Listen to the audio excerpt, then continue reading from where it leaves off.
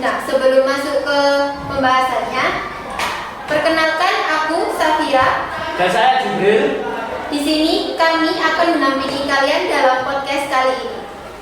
Podcast kali ini kita berjudul yaitu seks bebas. Mengapa kita memilih dari seks bebas? Karena banyak sekali para remaja yang ada di Indonesia itu melakukan seks bebas. Banyak sekali berita di media sosial dan televisi. Dan kita dapetin narasumber kita yaitu Budiara. Budiara itu adalah sosok seorang guru di SMP Negeri 9 Malang, yaitu di guru BK, yaitu guru bimbingan konseling. Persilakan Budiara untuk memperkenalkan profil lebih dalam. Oke. Halo, perkenalkan nama saya Budiara. Nama panjangnya Tiara Putri Kusuma Dewi.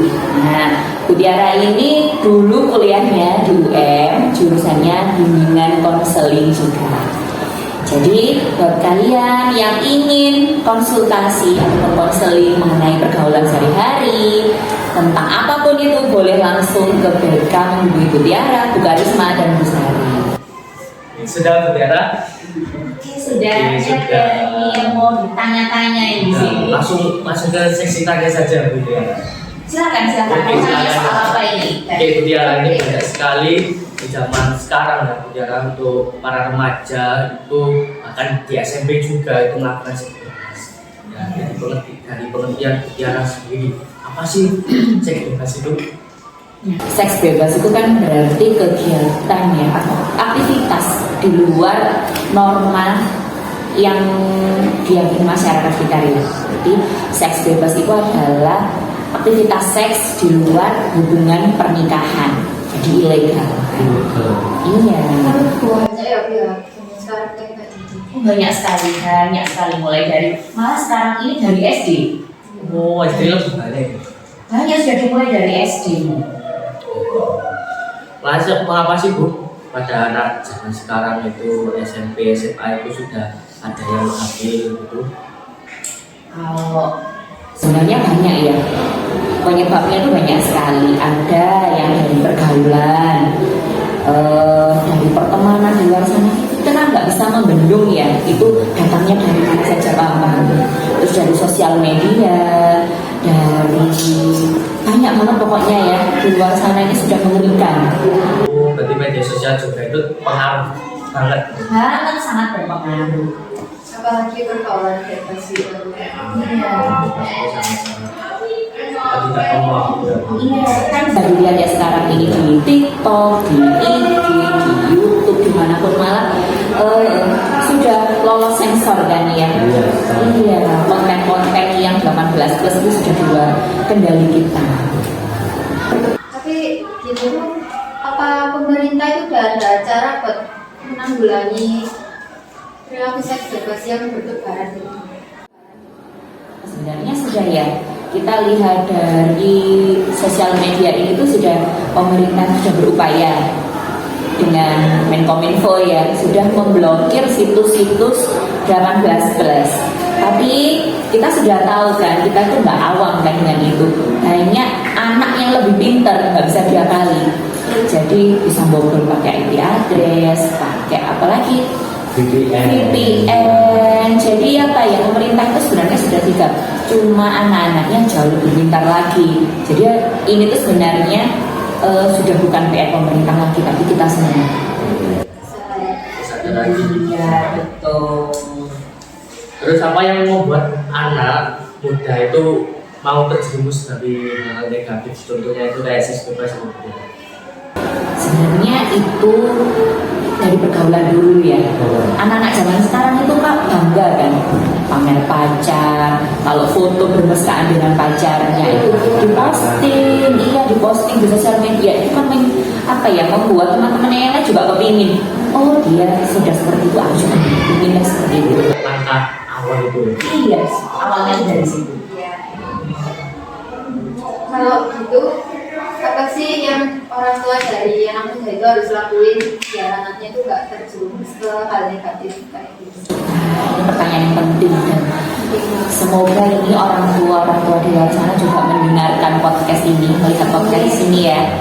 Bisa juga. Iya, saya harapkan ini harus ditonton di banyak orang. Ya, apalagi orang tua itu peran utama.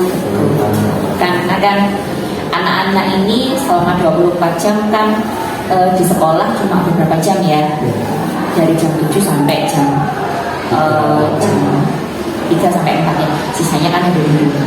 Berarti peran orang tua di sini itu sangat sentral. Nah, yang pertama adalah yang dilakukan adalah seks edukasi. Itu harus dilakukan sedini mungkin, bahkan dari balita itu sudah dikenalkan mana-mana yang harus diperlihatkan ke orang lain, mana yang harus di-privat, itu harus ditanamkan dari dini. Dari balita, kalian kalau punya adik balita itu harus mulai dikenalkan. Jadi apakah faktor keluarga itu bisa memacu seks bebas itu? Sangat berpengaruh. Jadi filter utama kan orang tua. Bagaimana orang tua bisa menjadi sahabat untuk anak-anaknya, bisa menjadi teman cerita utama. Jadi anak-anak ini tuh bisa menceritakan, oh ini loh, nah saya lagi dekat dengan anak ini. Nah, jadi orang tua itu bisa, oh jangan gitu, anak ini punya indikasi red flag. Nah, sebenarnya kan orang tua sebenarnya tuh punya sensor seperti itu sebenarnya ada, cuma karena mungkin penyampaiannya ke anak-anak ini kurang bisa diterima, akhirnya anak-anak itu kadang-kadang nggak berani cerita, terus kadang backstreet di belakang, akhirnya terjadilah perbuatan yang seperti itu. Dari banyaknya seks bebas yang ada di luar sana itu pasti banyak nggak sih Bu dampak buruknya? Banyak sekali ya. Iya. Yang pertama ini kita bahas dari segi kesehatan dulu. Nah, ada yang namanya HIV/AIDS, kan pernah dengar ya? Pernah dengar yang nama HIV/AIDS ini, virusnya namanya HIV, penyakitnya namanya AIDS. Dia menyerang kekebalan tubuh. Nah, kalau bayangkan ya manusia ini kalau kekebalan tubuhnya lemah, imunitasnya lemah, dia akan gampang terjangkit penyakit dari virus, bakteri, terus kuman, sel kanker akan cepat berkembang di manusia yang terjangkit HIV/AIDS. Terus kita bisa lihat dari ciri-cirinya. Mungkin kalian pernah lihat orang yang ada flek di lidahnya, seperti jamur di mulut. Itu salah satu ciri dari penyakit HIV/AIDS. Terus berikutnya ada penyakit seks menular, kutil kelamin. Itu juga hanya terjadi dengan orang-orang yang melakukan seks bebas. Jadi ngeri loh sebenarnya. Terus yang itu tadi kan dari kesehatannya ya. Kita belum lagi dari dampak di luar sana, dari segi sosial. Nah, itu pasti sudah dicap, wah nggak bener. Ini nggak benar, wah ini anak yang sukanya keluar malam, ini nggak tahu ini apa ya. Itu paradigma di luar sana, ke anak itu pasti sudah jelek. Iya, karena sudah kesannya itu sudah nggak beres gitu kan. Iya. Terus apalagi dampaknya pasti teman-temannya juga sering membicarakan di belakang. Oh si anak ini seringnya begini, seringnya begitu, pasti akan sering dijibir. Nah, itu sanksi sosialnya. Jadi ngeri loh sebenarnya. Terus yang itu tadi ada dari kesehatannya ya. Kita belum lagi dari dampak di luar sana, dari segi sosial. Itu pasti sudah dicap, wah nggak bener. Ini nggak bener. Wah ini anak yang sukanya keluar malam, ini nggak tahu ini apa ya. Itu paradigma di luar sana, ke anak itu pasti sudah jelek. Dipandangnya. Iya, karena sudah kesannya itu sudah nggak beres gitu kan. Iya. Terus apalagi dampaknya pasti teman-temannya juga sering membicarakan di belakang. Oh si anak ini seringnya begini, seringnya begitu, pasti akan sering dicibir. Nah, itu sanksi sosialnya. Udah habis kesehatan, sosial, terus ada apa lagi? Hamil di luar nikah. Nah itu kalau sudah hamil di luar nikah, biasanya ini apa ya? menjurusnya ke banyak hal. Tak bayangkan ya, seusia kalian hamil di luar nikah, punya anak di usia belasan tahun, misalkan 15 tahun gitu ya. Terus akhirnya nanti menikah di usia itu karena sudah kebobolan duluan. Nah, dari segi finansial belum matang, dari segi mental belum matang. Nanti kalian akan melahirkan anak dengan posisi kalian belum siap. Nah, kalian akan mendidik anak seenaknya sendiri. Jadilah akan tumbuh anak-anak yang kurang kasih sayang, cangkir kasih sayangnya masih kosong. Terus dari segi finansial juga ya, kalian nggak bisa memberikan gizi yang cukup karena kurangnya keuangan. Itu jadi dampaknya ke mana-mana sampai akhirnya terjadi stunting di anak itu. Dampaknya banyak sekali sebenarnya. Ini kan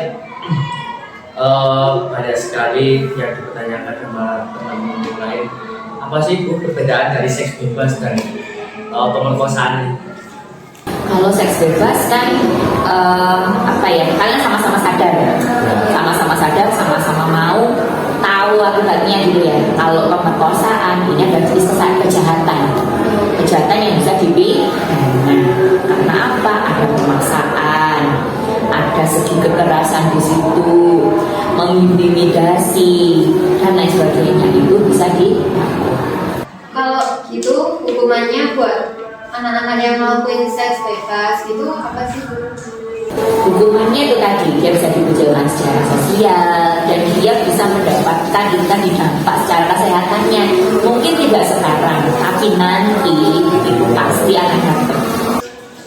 Jadi mengapa sih di area Indonesia itu banyak sekali melakukan seks bebas? Sebenarnya awalnya itu dari kecil ya, dari kecil yang dulu itu dia seperti apa, lingkungan yang tempat dia tumbuh itu seperti apa, lingkungannya bagaimana, apakah mendukung ke arah sana, apakah orang tuanya ini perhatian atau tidak, apakah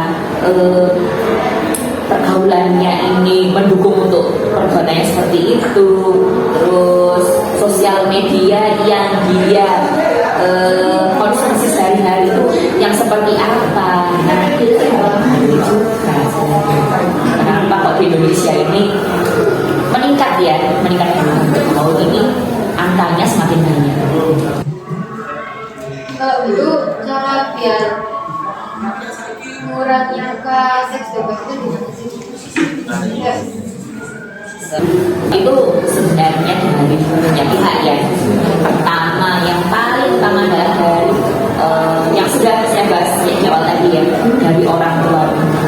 Anak ini dari lahir, dari balita kecil itu sudah diajarkan seks edukasi, bagaimana mengenalkan anggota tubuh yang tidak boleh terlihat orang, yang tidak boleh disentuh orang.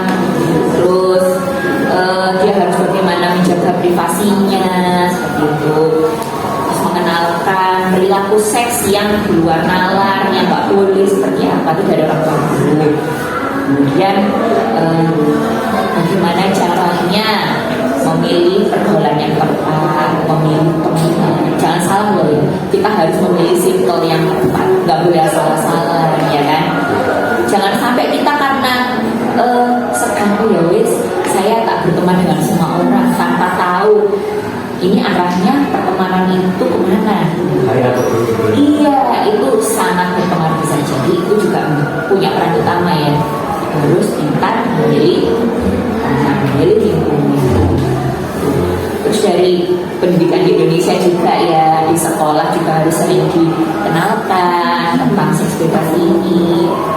Mungkin dari pemerintah sudah nggak kurang-kurang ya, memblokir sana sini, memblokir di Twitter, di Telegram, di YouTube, di mana pun sebenarnya sudah dilindungi ya, cuma kita aja yang handal. Terus mindset yang utama, kita harus sadar kalau perbuatan seperti itu tuh nggak baik, itu punya dampak yang buruk. Kita punya pilihan, kita harus bagaimana, kita memilih jalan yang baik, kita memilih masa depan yang baik untuk diri kita sendiri. Jadi mindset ini yang penting. Jadi kalau faktor untuk memicu seks bebas itu pergaulan ya Bu ya. Iya. pergaulan, bagaimana dengan pendapat teman-teman sekitarnya itu harus dihentikan atau dipukul? Harus dihentikan. Harus dihentikan. Iya. Kayak biasanya tuh temen-temennya tuh udah coba ngeberhentiin Masih tetap saja itu Masih bandel. gimana itu? Pelan. Tapi Kita harus- nggak, iya, karena kita nggak merubah seseorang kalau bukan orang itu sendiri yang merubah kan. Kita nggak bisa langsung membalik seperti mata uang kan. Manusia itu kan perubahannya pelan-pelan satu persatu gitu kan. Yang penting kita akan terus memberikan wejangan solusi kita sebagai orang yang baik itu sudah bagus. Yang penting kontinuitasnya secara terus menerus terus diingatkan. berarti emang pendidikan seks di generasi sekarang tuh Penting sekali, itu harusnya sudah dari dulu itu ditanamkan. Kita terlambat mengenal, iya. Kalian sudah tahu sendiri kan kasus-kasus di luar sana, anak SD sudah melakukan hal yang seperti itu di kuburan lagi. Iya, banyak sekali. Iya, banyak kan. Itu karena kurangnya edukasi dari kecil. Ya semua pihak harus bekerjasama ya. Dari orang tua, guru, kurikulumnya sendiri juga harus benar-benar dimatangkan. Itu harus disisipkan di setiap mata pelajaran nih. Pembiasaan seperti kita mempelajari P5 ini, itu kan disisipkan di setiap mata pelajaran. Sesungguhnya itu sebenarnya bisa setiap mata pelajaran disisipkan paham-paham yang bisa diterima oleh anak, dan itu harus dikenalkan dari kecil. kalau dari Bu Tiara sendiri apa pesan dan motivasi buat generasi sekarang biar gak terjerumus ke hal-hal negatif, contohnya seks bebas? Oke, ini untuk generasi muda saat ini ya, kita kan sudah prihatin ya dengan berita-berita di luar sana yang sudah memperlihatkan seberapa buruknya aktivitas seksual di luar sana, gitu ya. Jadi kita harus aware, kita harus peduli dengan diri dan lingkungan kita. Kita harus saling mengingatkan kalau memang ada teman-teman yang seperti itu, jangan pernah bosan untuk mengingatkan. Sekali, dua kali, tiga kali, nggak apa-apa kita cerewet. Yang penting kita sama-sama bisa terhindar dari perbuatan seperti itu. Yang kedua, selalu tanamkan mindset pada diri kita sendiri bahwa perbuatan seks bebas itu sangat merugikan dan itu tidak baik, dampaknya sangat buruk dan tentunya akan jangka panjang buruknya nanti. Jangan lupa mendekatkan diri pada Tuhan, terus berdoa untuk meminta perlindungan. Itu saja.